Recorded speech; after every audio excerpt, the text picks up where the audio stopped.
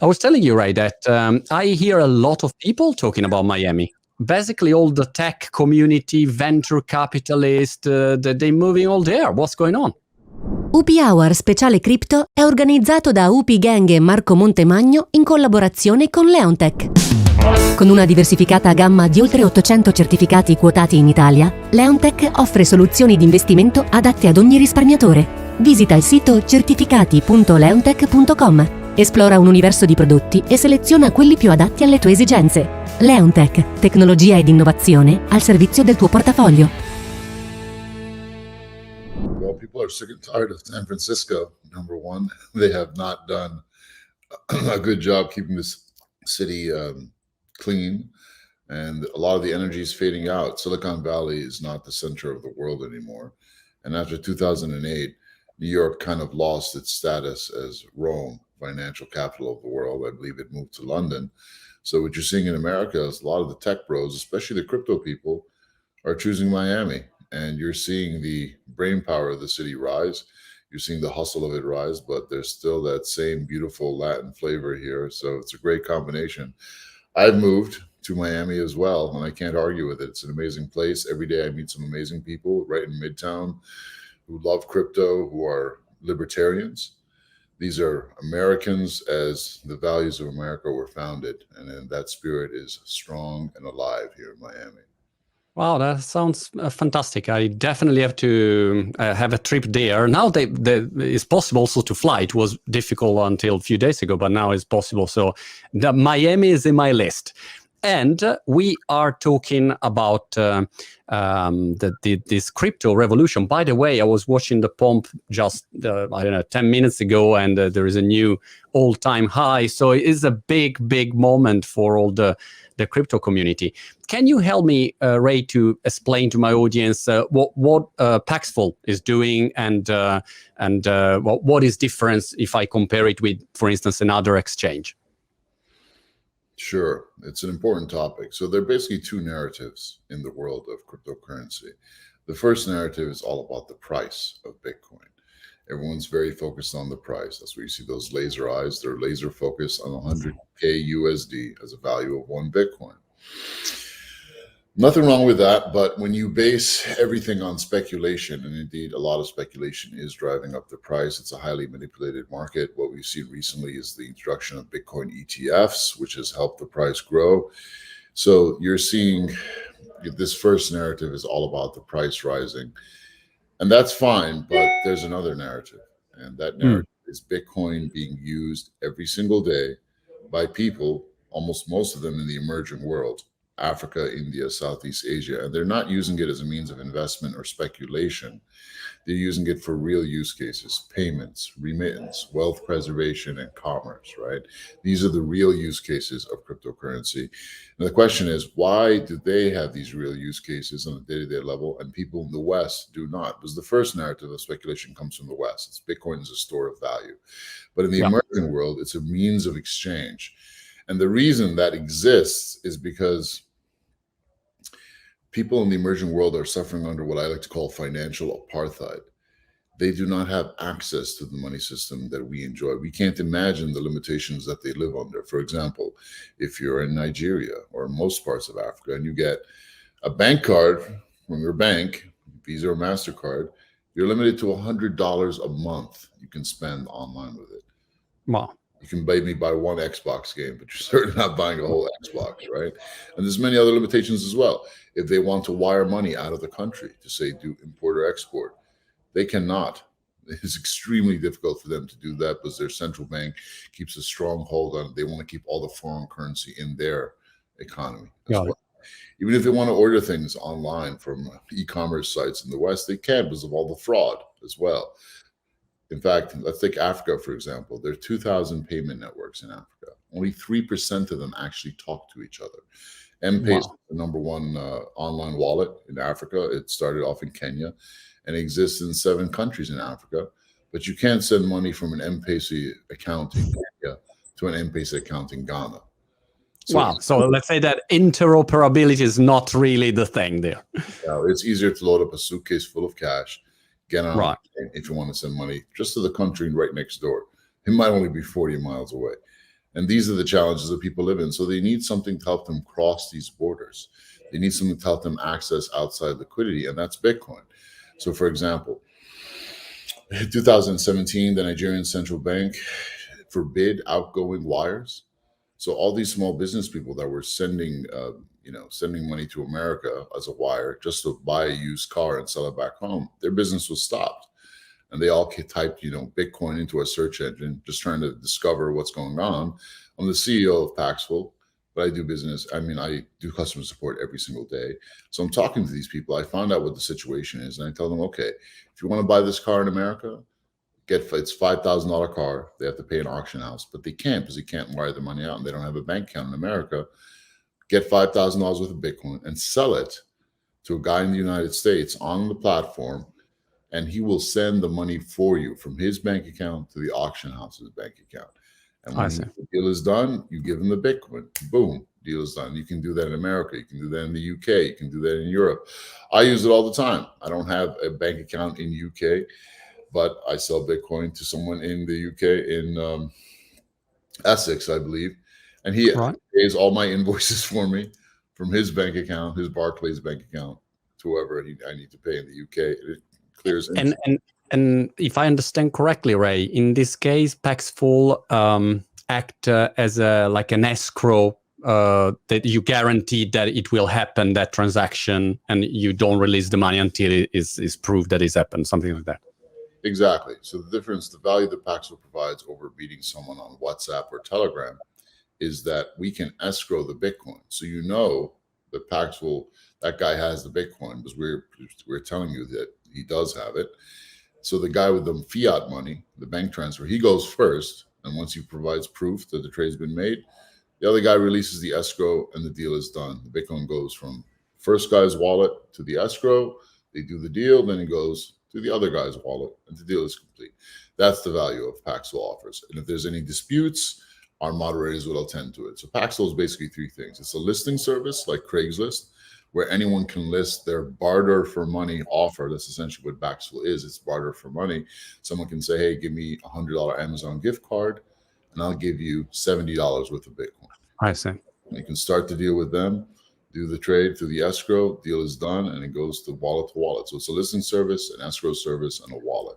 And those three things essentially create this people-powered marketplace for money transfers, which essentially functions as a universal translator of money. Any form of money can be turned into any other form of money. For example, we support 400 payment methods. So you can buy Bitcoin with bank transfer, an online wallet like a PayPal or an M-Pesa in Africa, or cash, or a gift card. And then once you have the Bitcoin, you can sell it and get another gift card, or a bank transfer somewhere else, or a PayPal deposit in the UK. Any form of money can become any other form anywhere in the world. And I credit the peoples of Africa for having the ingenuity and the resourcefulness to figure all that out for us. We just watched them and learned. You are a Google Translate for money, basically, something like that. Exactly. Well, one question. You said that let's say in the West, or I think also here in UK or in Europe, the idea of Bitcoin is a store of value. So it's an asset that is appreciating, and there are 21 million Bitcoin, so you invest there. The Michael Saylor approach. So the store of value is a property, is a digital scarce digital asset, and you invest there. And then demand will be massive, and the price will go up. That's it. But you say, for instance, in Africa or somewhere else, they use it as a mean of exchange.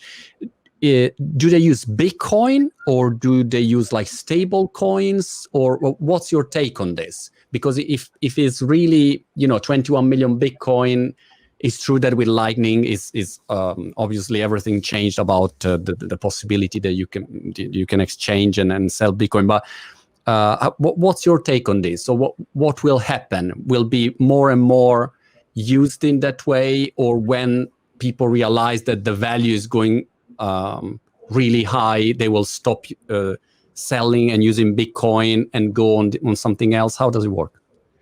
Okay, it's a great question. So number one, you can transact in any portion of a Bitcoin. You don't have to buy a whole Bitcoin. You don't have to sell a whole Bitcoin. You can send $10 worth of Bitcoin, Yeah. $1 worth of Bitcoin.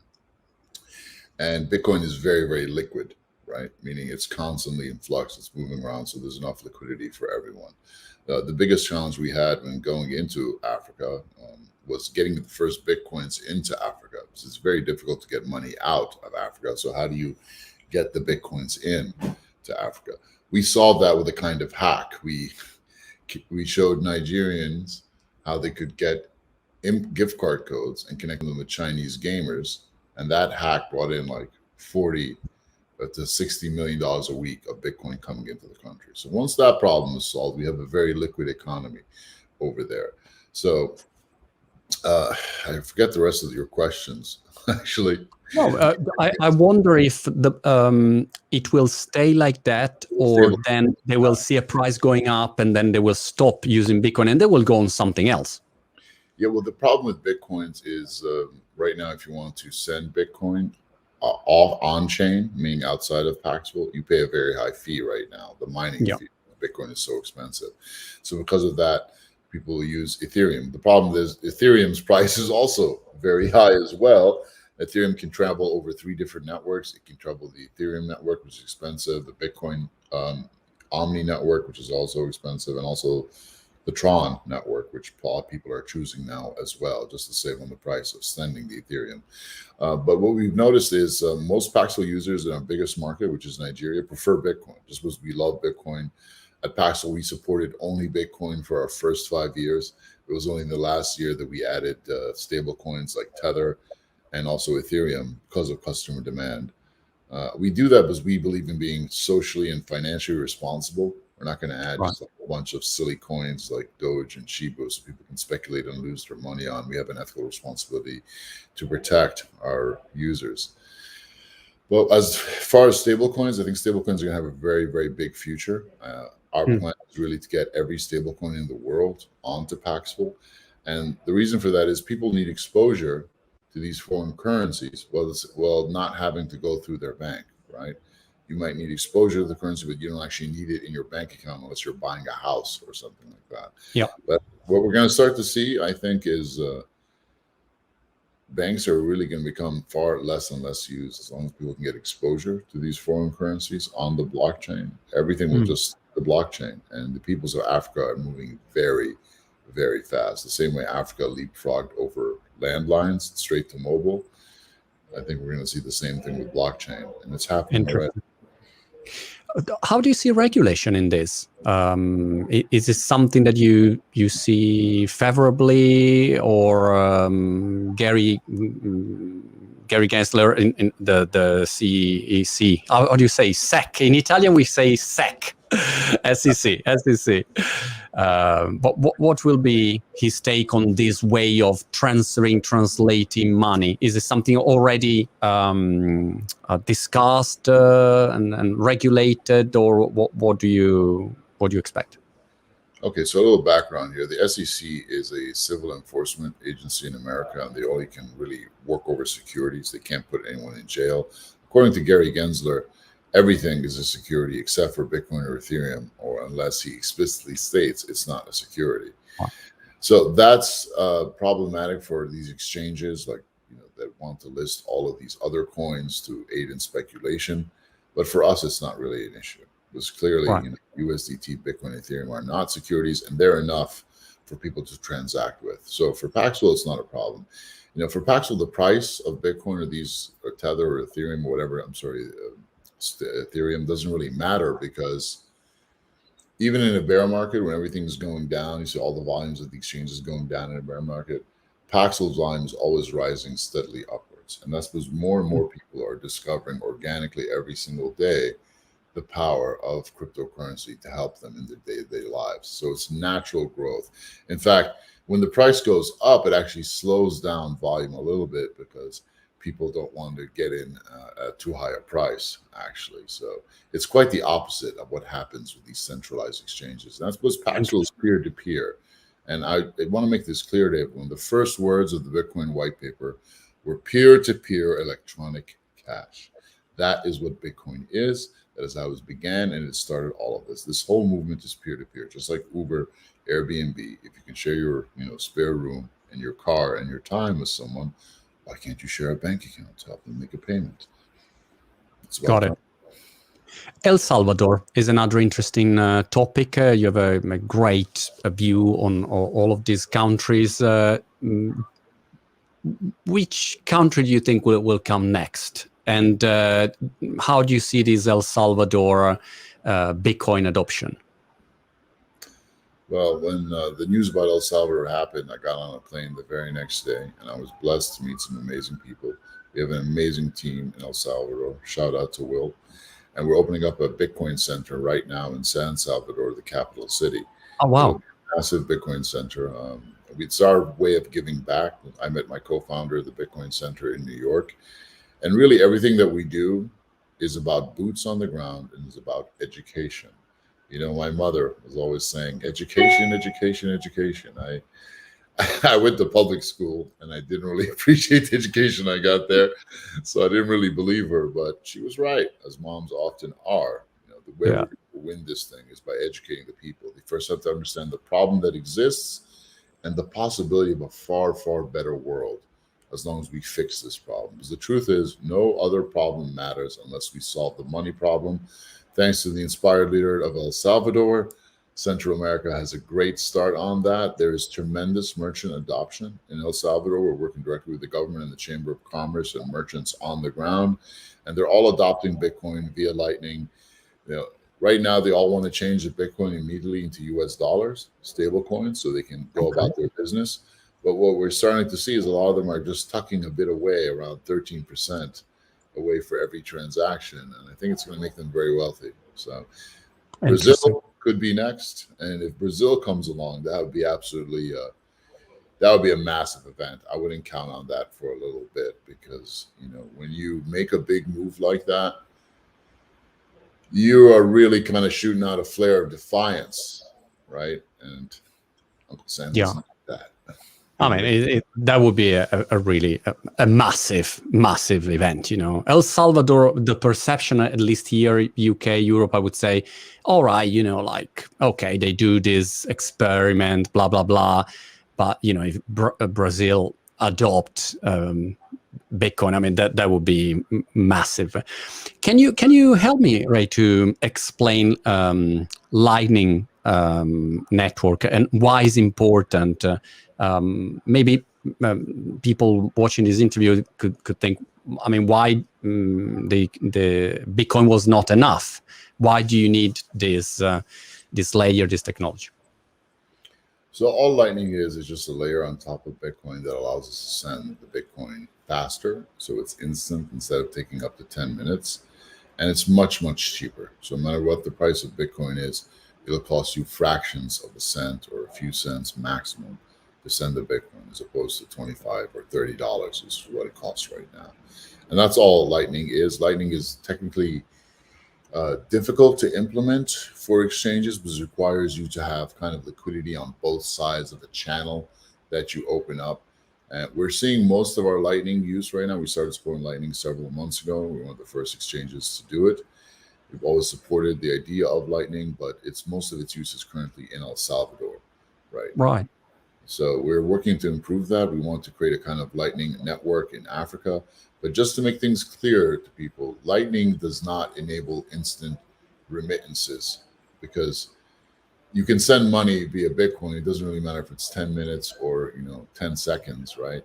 It's not a huge deal. The big deal is the off ramps, right? If someone is sending Bitcoin from America to El Salvador, for example, the family member over there still needs, whether they get it in 10 seconds or 10 minutes, whether it costs them $20 or 20 cents. 20 cents is really better, but they still have to turn it into US dollars on the ground, meaning that they need to sell it to someone and get cash. Right. They really can't spend it yet for now. So that's the distinction between Lightning. It's a cheaper, faster way to send Bitcoin, but it doesn't solve all the problems, and there's quite a few challenges. But Bitcoin on Lightning is actually our best hope to replace the SWIFT banking system of international global, settlements. So that would be a huge win for humanity going forward, because Africa still depends on SWIFT. for Pan-African settlements, and it's completely broken. What do you need to get there? What are the requirements to get to a global adoption? Global adoption of Lightning or Bitcoin? Yeah, Lightning. Yeah. So there's some technological limitations because, like I said, when you open up a Lightning channel, right? If I'm opening a channel, but say you have a company, I have a company, and we open up a channel between us, so that way any of our users that are sending money from Paxful to Monty's network or Monty's network to Paxful, it clears instantly via Lightning, and it's super cheap on chain, right? Yeah. Say, our users are sending 10 Bitcoins a day from Paxful to Monty, and your users are sending 10 Bitcoins a day from Monty to Paxful.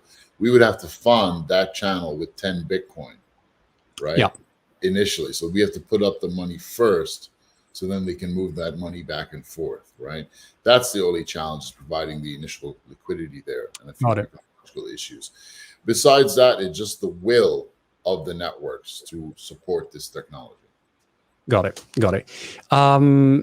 China, what's going on? I saw on Paxful also, and then you mentioned also the hack through China at the beginning. But what's the situation there? I just read about the ban, another ban, and what's your take on it? My take is the Chinese government likes to play games. They like to throw out red herrings, and it doesn't really matter. They banned Bitcoin mining. Can't stop Bitcoin. It all moved over to Texas, to Georgia, to wherever it might go. We're setting up Bitcoin mining in Africa now. Right. So I think it was a great move. Whatever, lies or FUD, that the Chinese government puts out, it doesn't really matter in the end. It'll cause a news headline. The price will go up, then go down, then go down. So everything recovers. Even a big government like China cannot stop Bitcoin. And that should give people a lot of confidence. Got it. What's the craziest exchange, translation of money that you have seen on Paxful that you would have never thought about it? Is it something particular that you thought, wow, this is important? I never thought about, exchanging this for that. There's so many. I mean, every day on Paxful, we see crazy new trade routes opening up, like Dominican Republic to Rwanda, Chad in Africa to, Chile. Like you see all these things happening, and the payment methods will switch up from, gift cards to Western Union to bank or whatever it might be. And what they're exactly using it for, it really varies, right? Like Venezuelans have become very clever at being able to do whatever they need to do. For example, one guy set up a service to allow Venezuelans to get Netflix accounts using Paxful and Bitcoin, right? Whatever it might be, people are trading all kinds of things. Because Paxful is really barter for money, so you can use Bitcoin to leverage any other kind of money. But people are also offering goods and services on Paxful as well.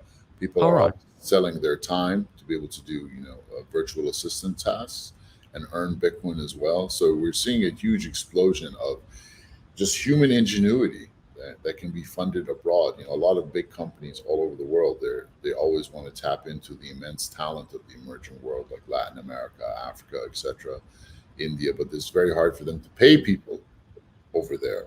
Now that they can do it easily, and that people over there in the emerging world, they know what to do with the Bitcoin once they have it, they can turn it into whatever they want. Things are really opening up. So this gives me a tremendous amount of hope and real confidence in the future of the world. So the first time ever, we're seeing the possibility now for humanity to just create rampant and massive wealth. All money really is work, human work, put into a container that can transcend time and space. And now for the first time ever, we have the ability to put all these brilliant, young, unemployed people around the world to work, to move this money around that was illiquid and trapped in the West, and move it into the emerging world to get all these brilliant young people working. That is a recipe for rampant prosperity and wealth. The best thing that Bitcoin taught me, besides what money actually is that poverty is an artificial social construct imposed on humanity. If you leave humans alone with honest money, the result is rampant prosperity. And that is actually, I think, the craziest thing that, right? Like we live in a world where we're always in a mindset of scarcity. We believe that poverty is just, a part of life, but no, it's quite frankly the opposite. And that's what Yeah. Bitcoin has shown me, and that's what Paxful has shown me, because Paxful is all about the people on the ground. It's real human beings use it every day, and they will find a way to solve every little problem possible as long as they have the ability to trade freely. That's really, yeah. That's really interesting, Ray. Final question to end our conversation. What about companies? I've noticed that, for instance, for a company like a UK LTD limited company, if you want to move some money of your balance sheet into Bitcoin, I mean, it's still not so easy. Of course, you do it, but you have KYC, and the fiscal regime is not so easy. So there are a lot of complications. What do you see on the business/company side? Is Paxful there, apart from paying employees or collaborators around the world? Do you see anything interesting there? Absolutely. So, the UK is becoming a bit harder to deal with crypto regulatory wise. But look at Nigeria. The government put a permanent ban. Well, not permanent. Hopefully it'll be gone soon. They put a ban on any of their banks from dealing with cryptocurrency exchanges or businesses. Right? Wow. Why did that happen? There's a lot of reasons why it happened, but if you think about it, January 2020, remittances into Nigeria were 2.5 billion. By September, it went to 55 million. It's a huge decrease, not just because of COVID, but because Nigerians figured out, hey, wait a minute, I can save 20% of sending money back home if I send with Bitcoin. And they just went at it like crazy. The bank was like, holy shit, we got to stop this. We got to slow it down. But they can't slow it down, because when they forbid their banks from doing business with cryptocurrency exchanges, peer-to-peer volume spiked 20%, and it's just going higher and higher. You can't stop peer-to-peer. It's easy for them to cut the head off any one movement, but they cannot stop an army of mosquitoes, right? And that's what peer-to-peer is. Bitcoin is peer-to-peer money. These peer-to-peer marketplaces like Paxful and all these other networks, they give the people an alternative. And it's not just the people that can use it. Businesses can use it as well, right? Anyone can use it, especially in the emerging world. You see businesses are the biggest users of it for issues of commerce, right? Merchants in the emerging world can access buyers in the West with Bitcoin, because sometimes they can't even get a Visa or MasterCard merchant account over there unless they have a bank in Europe or America, right? So they turn to Bitcoin, right? So businesses are going to come over as well. Peer-to-peer is for everyone. It's not limited to just people or people in the emerging world or people in the West. It's absolutely the best hope that humanity has right now. Because if you think about it, this is the first time in human history that we have all the tools necessary at our disposal to institute a global prosperity pandemic, right? That's really what we have. We have the first time ever peer-to-peer as a concept is ingrained in everyone's mind. We're okay with getting into a stranger's car or renting out a stranger's bedroom, right? We have peer-to-peer electronic cash, this amazing invention called Bitcoin, right? And we have this amazing social movement of millions of Bitcoin believers, evangelizers, and educators around the world. Plus, you have these marketplaces like Paxful that can actually put all that plumbing together and connect everyone. You put all this together, and the result is we're finally going to have a free market for money, which is the only thing that has held humanity back for these past 100 years. If you just give people free, honest money and free trade, they will create the wealth for themselves. They don't need food packets and handouts and charity. That wealth will get created, and we are entering this phase right now. You can keep watching the price of Bitcoin, but I suggest you don't watch it every day. You can watch it every 2 years, and it'll be greater and greater, especially now that it's not just speculation. It's really beings using it every single day. And soon the whole world's going to realize, but I think the West will realize it last, because they'll be fighting it till the end. But people in the emerging world don't care about that. They just want to move forward. That's what this is about, moving forward. Great. Thank you so much. It was a fantastic chat, really. I learned a lot. Thank you, and keep in touch. I'll see you in Miami as soon as I can. I hope so, brother. You have to have fun. Bye.